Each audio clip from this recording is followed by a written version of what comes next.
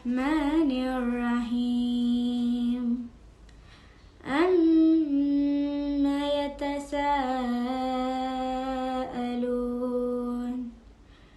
عن النبأ العظيم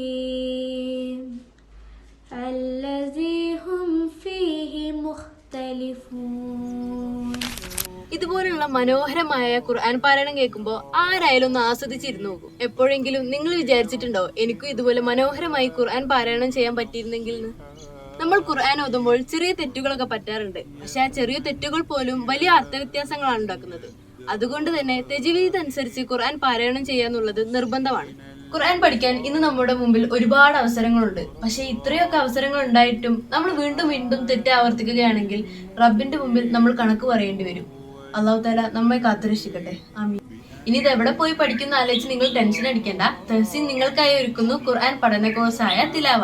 അപ്പൊ റമദാന്റെ മുന്നൊരുക്കായിട്ട് നമുക്ക് ഖുർആൻ പഠനം കൂടി സ്റ്റാർട്ട് ചെയ്താലോ?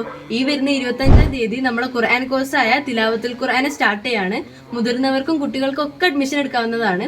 ഇനി എന്തെങ്കിലും ഡീറ്റെയിൽസ് അറിയണമെങ്കിൽ ഈ നമ്പറിലൊന്ന് കോൺടാക്ട് ചെയ്യാം.